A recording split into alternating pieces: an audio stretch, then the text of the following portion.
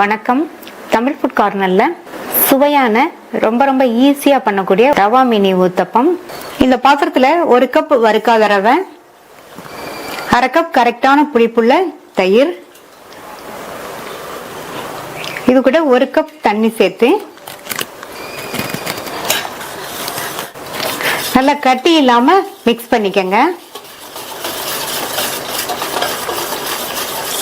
நல்லா கட்டி இல்லாம மிக்ஸ் பண்ணியாச்சு.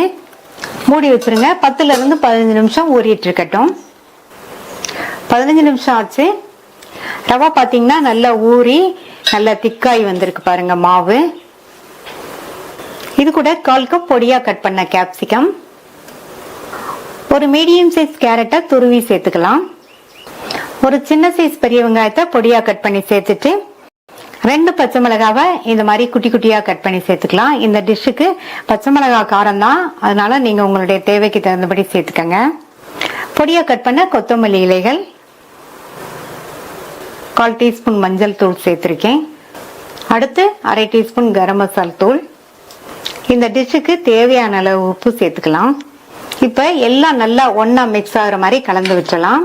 நம்ம இதுல கரம் மசாலா தூள் சேர்த்திருக்கிறதுனால இந்த ஊத்தப்பம் வந்து நல்லா வாசனையா சாப்பிட்றதுக்கு ரொம்ப டேஸ்டா இருக்கும். இந்த மாதிரி நல்லா கலந்து விட்டுட்டு இது கூட 1/4 டீஸ்பூன்ல பாதி சமையல் சோடா சேர்க்கிறேன். சேர்த்துட்டு நல்லா கலந்து விட்டுட்டு நம்ம ஊத்தப்பத்தை ஊத்திட வேண்டியதுதான்.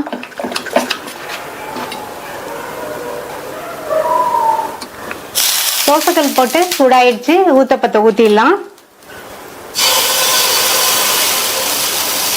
மினி ஊத்தப்பங்கிறதுனால நம்ம குட்டி குட்டியா ஊத்துறோம். நீங்க உங்களுடைய தோசைக்கல் சைஸ்க்கு தகுந்தபடி 3 4 ஊத்திக்கங்க. நான் வந்து 3 ஊத்திருக்கேன். சுத்தி எண்ணெய் விட்டுக்கலாம்.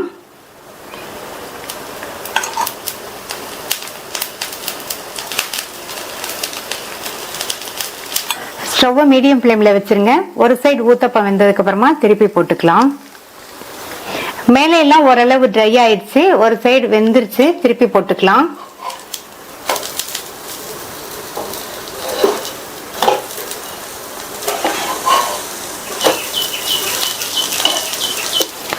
திருப்பி போட்டுட்டு மறுபடியும் கொஞ்சமா சுத்தி எண்ணெய் விட்டுக்கங்க.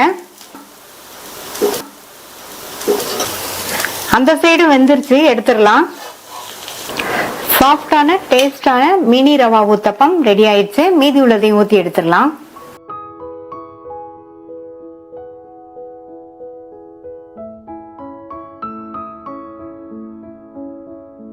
டேஸ்டான சாஃப்டான ரவா சப்பாத்தி பண்ண போறோம்.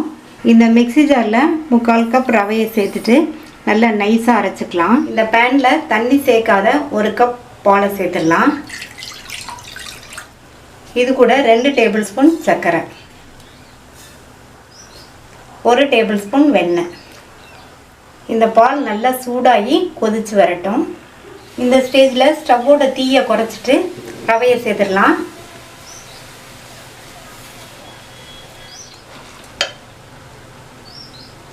இது கூட 1/2 டீஸ்பூன் உப்பு,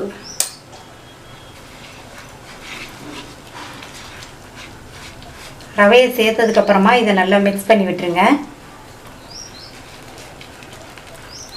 நல்லா மிக்ஸ் பண்ணி விட்டுட்டு அது கூட 1/4 கப் மைதா சேர்த்துடலாம். சேர்த்துட்டு இந்த ரெண்டையும் நல்லா ஒன்றா மிக்ஸ் பண்ணிடுங்க.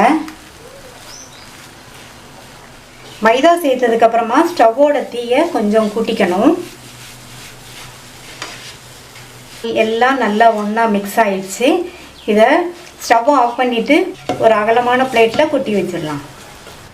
இப்போ மாவு சூடாக இருக்குது, பிசைய முடியாது. கொஞ்சம் கை பொறுக்கிற அளவு சூடு இருக்கும்போது பிசைஞ்சிக்கலாம். மாவு இப்போ கொஞ்சம் ஆறிடுச்சு. பக்கத்தில் கொஞ்சமாக தண்ணியை வச்சு இந்த மாதிரி தொட்டுட்டு நல்லா அழுத்தி அழுத்தி பிசைஞ்சுக்கணும்.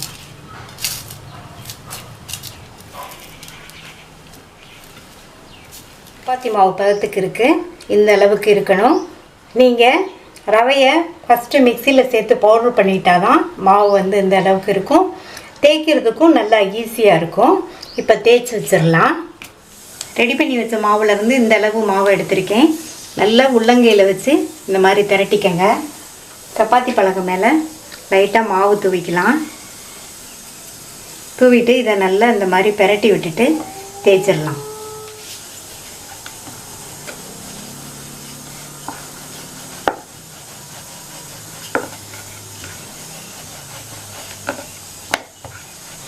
தேய்ச்சாச்சு. இப்போ இதை ரவுண்டாக கட் பண்ணிக்கலாம். ஒரு பாக்ஸோட மூடியை வச்சு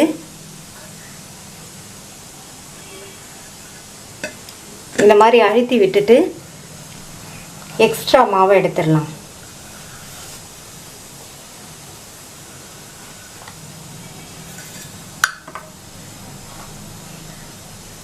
நல்ல ரவுண்டாக கிடச்சிருக்கு. இந்த அளவு திக்னஸ்க்கு தேய்ச்சிக்கோங்க.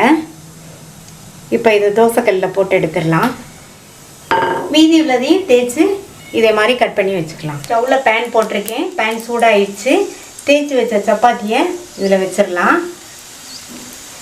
சப்பாத்தியை வச்சதுக்கப்புறமா உடனே எண்ணெய் எதுவும் விட வேண்டாம். 2 தடவை சும்மா அப்படியே பெரட்டி போட்டுட்டு அதுக்கப்புறமா எண்ணெய் விட்டுக்கலாம். பெரட்டி போட்டுக்கலாம்.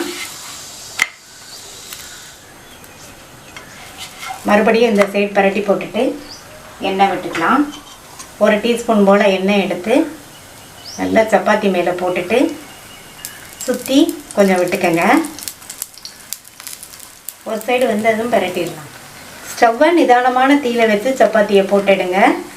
இதுக்கு சைட் டிஷ்ஷே தொட்டுக்கிறதுக்கு தேவைப்படாது. டேஸ்ட் வந்து அவ்வளோ நல்லாயிருக்கும். இப்போ இந்த சைடு பெரட்டி போட்டுக்கலாம். மறுபடியும் மேலே எண்ணெய் விட்டுக்கலாம். எண்ணெய் விட்டுட்டு அதே மாதிரி சுற்றி கொஞ்சம் விட்டுக்கங்க. நம்ம மாவில் சுகர் சேர்த்து பிசைஞ்சிருக்கிறதுனால நல்லா கலர்ஃபுல்லாக இருக்குது. சப்பாத்தியும் நல்லா சாஃப்டாக இருக்கும். அந்த சைடும் வெந்துருச்சு, எடுத்துடலாம்.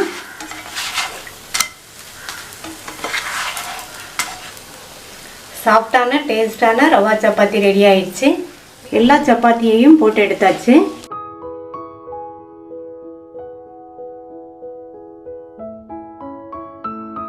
தக்காளி ரவா ஊத்தப்பம்.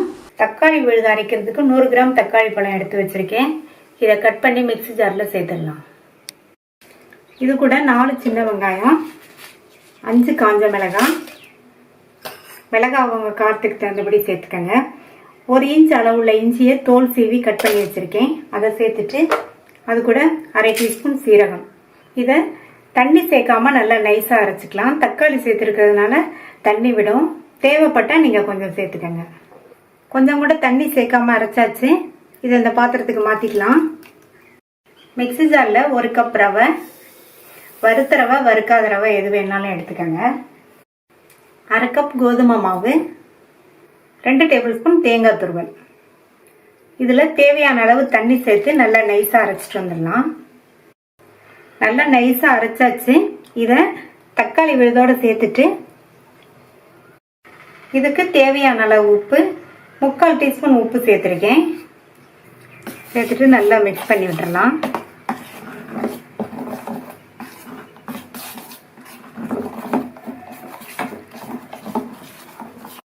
நல்லா கலந்து விட்டாச்சு.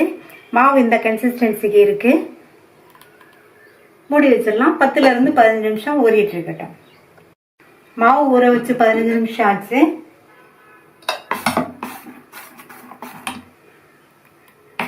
ஊத்தப்பம் ஊத்துறதுக்கு கரெக்டான பக்குவத்தில் தான் இருக்கு. ரொம்ப கெட்டியாக இருந்தால் நீங்கள் கொஞ்சம் தண்ணி சேர்த்துக்கங்க. இது கூட நல்லா பொடியாக கட் பண்ணால் கொத்தமல்லி இலைகள் சேர்த்துட்டு 1/4 டீஸ்பூன் சமையல் சோடா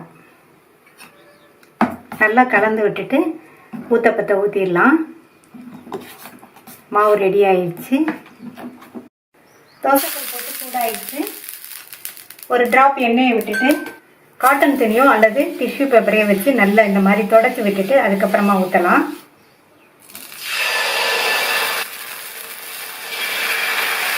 தோசை ஊற்றுற மாதிரி ரொம்ப மெல்லிசாக ஊற்றாதீங்க. ஓரளவு திக்னஸாக இருக்கட்டும்.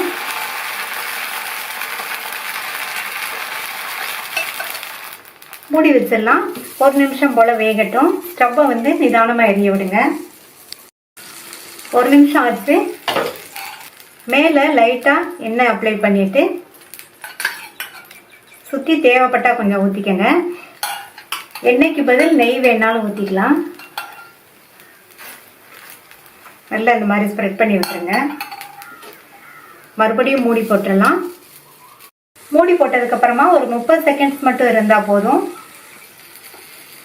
இப்போ 30 செகண்ட்ஸ் ஆயிடுச்சு, நல்லா வெந்துருச்சு. இதை வந்து பெரட்டி போடணுங்கிறது கிடையாது, நம்ம மூடி போட்டிருக்கிறதுனால 2 பக்கமுமே நல்லா கரெக்டாக வெந்துடும். இப்போ எடுத்துடலாம். நல்ல சாஃப்டான டேஸ்டான தக்காளி ரவா ஊத்தப்பம் ரெடி. இது தேங்காய் சட்னியோட வச்சு சாப்பிட்றதுக்கு ரொம்ப நல்லா இருக்கும்.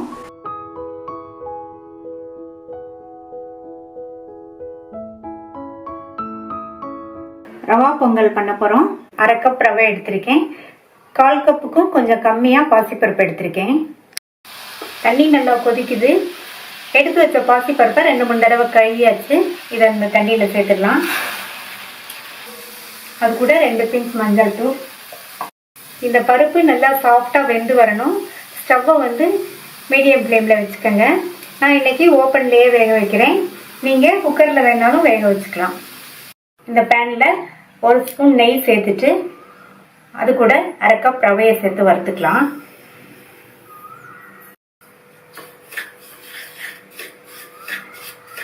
நிதானமான தீயில வச்சு இந்த ரவை வாசனை வர வரையும் வறுத்துக்கணும். வறுத்த ரவை, வறுக்காத ரவை, எந்த ரவையாக இருந்தாலும் நெய் விட்டு இந்த மாதிரி முன்னாடியே வறுத்து வச்சுக்கணும்.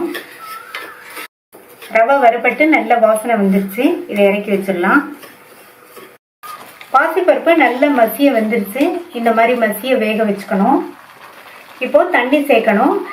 1க்கு 3 பங்கு தண்ணி சேர்க்கணும். நம்ம இந்த கப்பில் தான் 1 கப் ரவை போட்டோம். இது வந்து 1/2 கப்பு. இதில் வந்து 3 கப் தண்ணி சேர்த்துக்கலாம்.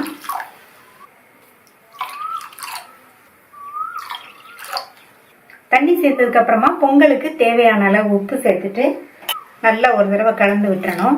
இந்த தண்ணி நல்லா கொதிச்சு வரணும்.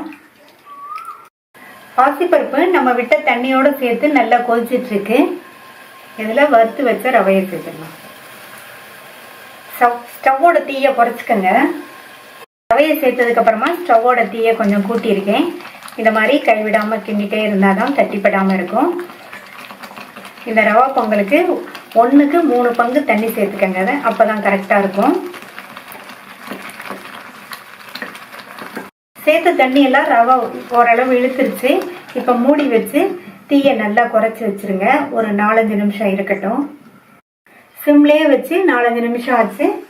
நம்ம சேர்த்து தண்ணியெல்லாம் இழுத்து ரவை நல்லா இந்த பாசிப்பருப்போடு சேர்ந்து வெந்து பொங்கல் வந்து ரெடியாக இருக்குது. இந்த அளவு தளதளன்னு இருந்தால் தான் கரெக்டாக இருக்கும். இந்த அளவுக்கு இனி இதுக்கு தாளிப்பு போட்டுடலாம். இந்த பேனில் 1/2 டேபிள் ஸ்பூன் நெய் சேர்த்து நெய் சூடானதும் அதில் 1 டீஸ்பூன் மிளகு, 1 டீஸ்பூன் சீரகம், 1 டீஸ்பூன் அளவுக்கு பொடியாக கட் பண்ண இஞ்சி, ஒரு 10 போல முந்திரி, 1/8 டீஸ்பூன் அளவுக்கு பெருங்காய பவுடர், ஒரு பச்சை மிளகாய் கீறினது, அதுக்கப்புறமா கறிவேப்பிலை.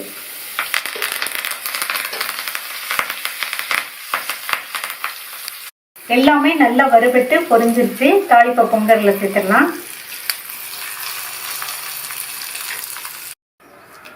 தாளிப்பு சேர்த்ததுக்கு அப்புறமா ஸ்டவ்வை சிம்லேயே வச்சு நல்லா இந்த மாதிரி கலந்து விட்டுருங்க. தாளிப்பு போட்டதுக்கு அப்புறமா நல்லா கலந்து விட்டாச்சு. சூப்பராக நல்லா வாசனையாக கமகமான ரவா பொங்கல் ரெடி ஆயிடுச்சு. கடைசியில் நீங்கள் விருப்பப்பட்டீங்கன்னா 1 ஸ்பூன் நெய் சேர்த்து நல்லா மிக்ஸ் பண்ணி விட்டுருங்க.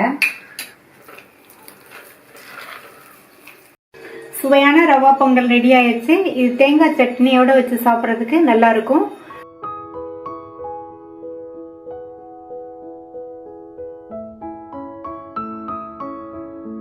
சுவையான முட்டைக்கோஸ் ரவா ரொட்டி பண்ண போறோம். இந்த மிக்சிங் பவுல்ல 1 கப் நைஸ் ரவை, 2 டேபிள் ஸ்பூன் அரிசி மாவு, இதுல 3/4 கப் முட்டைக்கோஸ், 1/4 கப் வெங்காயம், கட் பண்ண ஒரு பச்சை மிளகாய், 1 டீஸ்பூன் இஞ்சி, 1 டீஸ்பூன் கட் பண்ண கறிவேப்பிலை இலைகள், 1/3 கப் அளவு கொத்தமல்லி இலைகள்.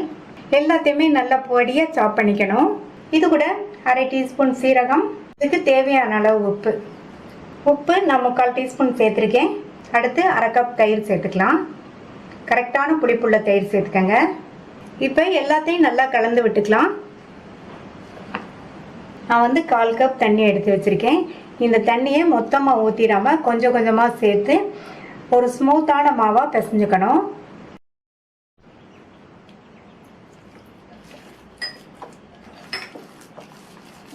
எடுத்து வச்ச 1/4 கப் தண்ணியை ஃபுல்லாக சேர்த்துட்டேன். மாவு வந்து இந்த மாதிரி ஸ்மூத்தாக இருக்கணும். மூடி வச்சிடலாம். ஒரு 20 நிமிஷம் ஊறட்டும். 20 நிமிஷம் ஆச்சு. மாவு நல்லா ஊறிடுச்சு. ரொட்டியை தட்டுறதுக்கு வாழை இலை அல்லது பட்டர் ஷீட் எடுத்துக்கோங்க.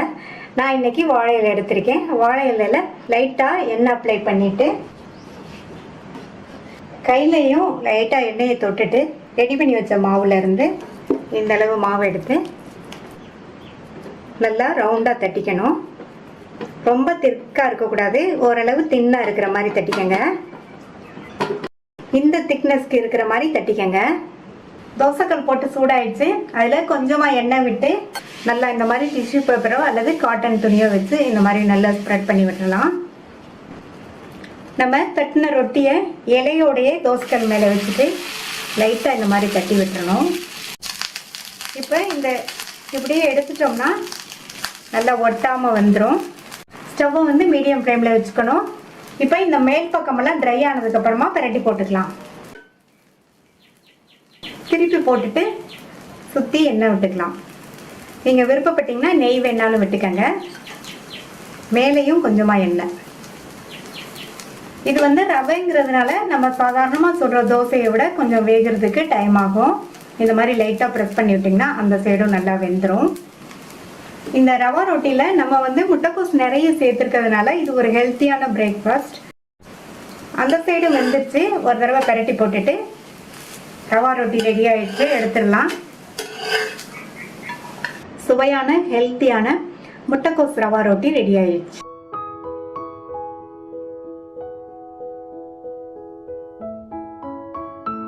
குக்கர் ரவா உப்புமா பண்ண போகிறோம். 1 கப் ரவை எடுத்திருக்கேன். வறுத்த ரவை, வறுக்காத ரவை, எந்த ரவை வேணாலும் எடுத்துக்கோங்க. இந்த குக்கரில் ரவை எடுத்த கப்பில் 2 கப் அளவுக்கு தண்ணி, 1/2 கப் தேங்காய் துருவல், கட் பண்ண 50 கிராம் கேரட், 1 டீஸ்பூன் உப்பு சேர்க்குறேன். நீங்கள் உங்களுடைய சுவைக்கு தகுந்தபடி சேர்த்துக்கங்க. இந்த தண்ணி நல்லா கொதிச்சு வரட்டும். இந்த பேனில் 2 டேபிள் ஸ்பூன் தேங்காய் எண்ணெய் சேர்த்துருக்கேன். தேங்காய் எண்ணெய் சேர்த்து பண்ணுங்க, டேஸ்ட் ரொம்ப சூப்பராக இருக்கும். இப்போ எண்ணெய் சூடாயிடுச்சு. இதில் 1 டீஸ்பூன் கடுகு பொரிய ஆரம்பிச்சிருச்சு. இது கூட 2 டேபிள் ஸ்பூன் உளுந்து சேர்த்துக்கங்க. உப்புமாக்கு இந்த மாதிரி உளுந்து அதிகமாக சேர்த்தோம்னா நல்லா வாசனையாக டேஸ்டாக இருக்கும். உளுந்தெல்லாம் செவந்துருச்சு. இதில் கறிவேப்பிலை, 2 கட் பண்ண பச்சை மிளகாய், பொடியாக கட் பண்ண 1 டீஸ்பூன் இஞ்சி, ஒரு மீடியம் சைஸ் பொடியாக கட் பண்ண வெங்காயம். இதை லைட்டாக ஒரு வதக்கி விட்டுட்டு ரவையை இதில் சேர்த்து 5 நிமிஷத்துக்கு நல்லா எண்ணெயிலேயே வறுத்துக்கங்க ரவையை. இப்போ 5 நிமிஷமாக வறுத்தாச்சு. நல்ல ஒரு வாசனை வந்துட்டுருக்கு. ரவையோட கலரும் லைட்டாக சேஞ்ச் ஆகிருக்கு. இப்போ தண்ணி நல்லா கொதிச்சிட்ருக்கு. இதில் 1 டேபிள் ஸ்பூன் நெய் சேர்த்துக்கங்க. இதில் நம்ம தாளிப்பு கொடுத்து வறுத்த ரவையை சேர்த்துடலாம்.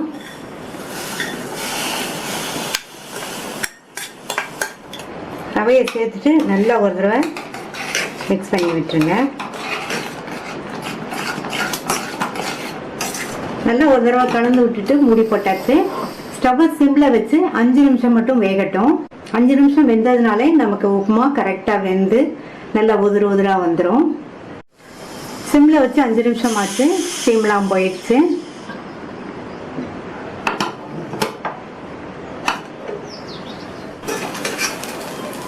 நல்லா கரெக்டாக வெந்திருக்கு. உதிராகவும் இருக்குது, அதே சமயம் நல்லா சாஃப்டாகவும் இருக்குது. அந்த உப்புமா நல்லா சூப்பராக ஈஸியாக பண்ணக்கூடிய குக்கர் ரவா உப்புமா ரெடி ஆயிடுச்சு.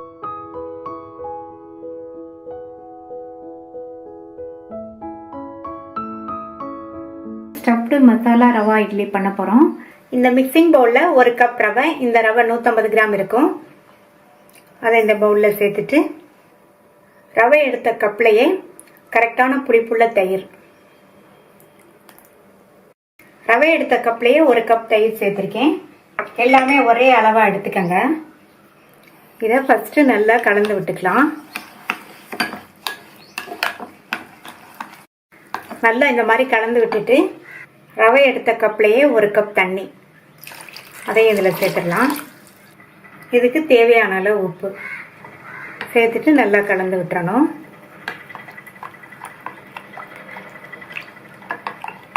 நல்லா கலந்து விட்டுட்டு மூடி வச்சிடலாம். 15 நிமிஷம் ரவை நல்லா ஊறட்டும். ரவை ஊறிட்டு இருக்கும்போது ஸ்டஃபிங் ரெடி பண்ணிடலாம். இந்த பேனில் 2 டீஸ்பூன் எண்ணெய் சேர்த்துருக்கேன்.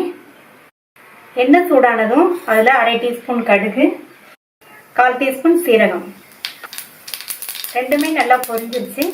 கொஞ்சமாக பொடியாக கட் பண்ண கருவேப்பிலை இலைகள் சேர்த்துட்டு ஒரு மீடியம் சைஸ் வெங்காயம் நல்லா பொடியாக கட் பண்ணதையும் சேர்த்துட்டு அது கூட ஒரு குட்டி குட்டியாக கட் பண்ண பச்சை மிளகாய் இது எல்லாத்தையும் வதக்கி வச்சுக்கலாம்.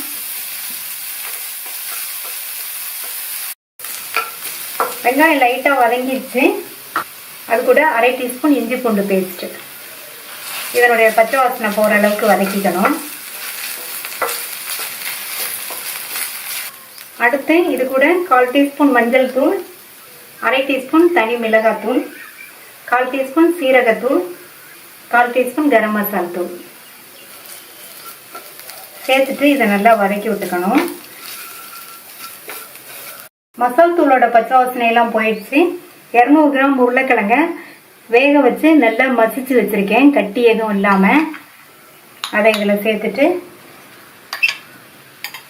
அது கூட கொஞ்சமாக கொத்தமல்லி இலையும் சேர்த்துட்டு நல்லா இந்த மசாலாவோட எல்லாம் ஒன்றா மிக்ஸ் ஆகிற மாதிரி நல்லா இந்த மாதிரி கலந்து விட்டுக்கணும்.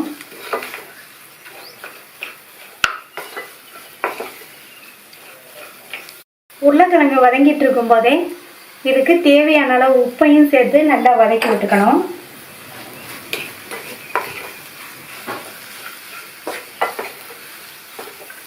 இப்போ நல்லா கலந்து விட்டாச்சு. உருளைக்கிழங்குல இந்த மசாலா உப்பு எல்லாம் ஒன்று சேர்ந்துருச்சு. ஸ்டவ் ஆஃப் பண்ணிவிட்டு இதை ஆற வச்சிடலாம். இப்போ நல்லா ஆறிடுச்சு. கையில் லைட்டாக எண்ணெயை தொட்டுட்டு ஒரு உருண்டை எடுத்து இந்த மாதிரி உருட்டிட்டு டம்ளரில் வைக்கிற மாதிரி சிலிண்டர் ஷேப்பில் நம்ம இந்த மாதிரி செஞ்சு வச்சிடணும்.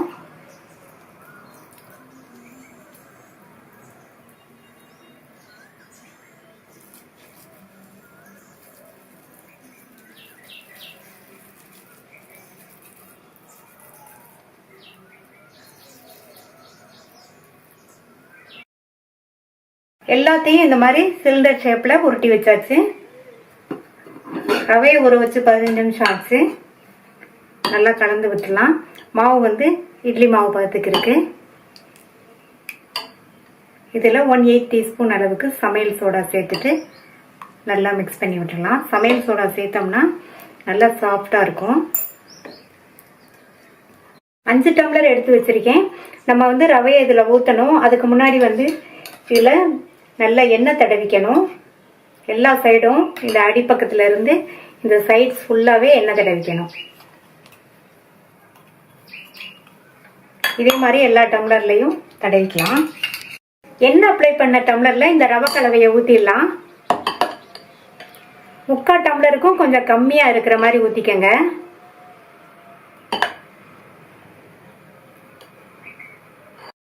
இந்த அளவுக்கு விட்டுருக்கேன். இந்த ஸ்டஃபிங்கை அப்படியே சென்டரில் வச்சுட்டு மேலே கொஞ்சம் இந்த ரவை கலவையை விட்டுடலாம்.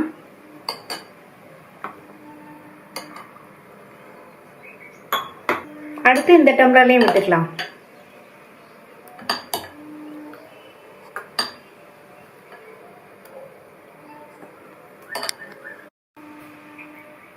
இந்த மாதிரி நடுவில் வச்சுட்டு மேலே கொஞ்சம் ரவை கலவை இதே மாதிரி எல்லா டம்ளர்லையும் ரெடி பண்ணி வச்சிடலாம். இட்லி பாத்திரத்தில் தண்ணி நல்லா கொதிச்சிட்ருக்கு. அதில் இட்லி தட்டை வச்சுட்டு நம்ம ரெடி பண்ணி வச்ச டம்ளரை ஒவ்வொன்றிலையும் எடுத்து வச்சிடலாம்.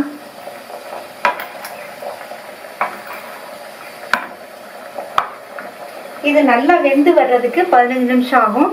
மூடி போட்டு ஸ்டவ்வை வந்து மீடியம் ஃப்ளேமில் வச்சுருங்க. 15 நிமிஷம் கழித்து பார்க்கலாம். 15 நிமிஷம் ஆச்சு. நல்லா உப்பி வந்து வெந்துருச்சு.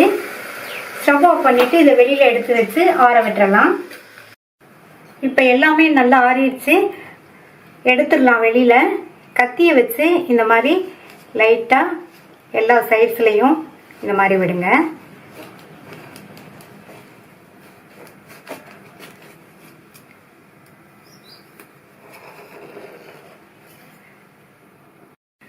இந்த மாதிரி எடுத்து விட்டுட்டு இப்படி தட்டினோம்னா நல்லா வந்துடும் அழகா.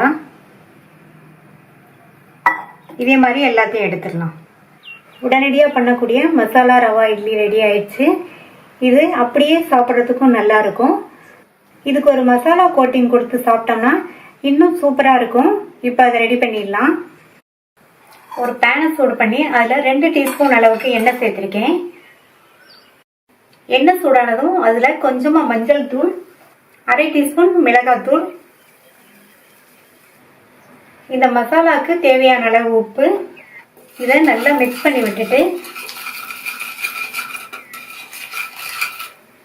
கொத்தமல்லி இலை சேர்த்துக்கலாம்.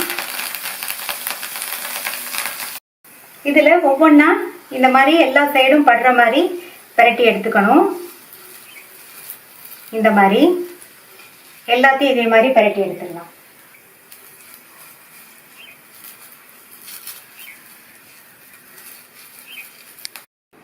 எல்லாத்தையும் மசாலாவில் போட்டு பிரட்டி எடுத்தாச்சு. ரொம்ப சூப்பராக டேஸ்ட்டாக சாஃப்டாக ஸ்டஃப்டு மசாலா ரவா இட்லி ரெடி ஆயிடுச்சு. இது அப்படியே சாப்பிட்றதுக்கும் ரொம்ப நல்லாயிருக்கும். விருப்பப்பட்டால் தேங்காய் சட்னி, டொமேட்டோ சாஸ் வச்சும் சாப்பிட்லாம். இது அப்படியேவும் சாப்பிட்லாம், ரவுண்ட் ரவுண்டாக கட் பண்ணியும் சாப்பிட்லாம். இப்போ கட் பண்ணலாம். உள்ள ஸ்டஃப்பிங்கோடு சாப்பிட்றதுக்கு ரொம்ப டேஸ்ட்டாக இருக்கும். இதே மாதிரி கட் பண்ணி வச்சிடலாம். இந்த டேஸ்டான மசாலா ரவா இட்லியை ட்ரை பண்ணி பார்த்துட்டு உங்கள் கமெண்ட்ஸை சொல்லுங்கள். தேங்க்யூ.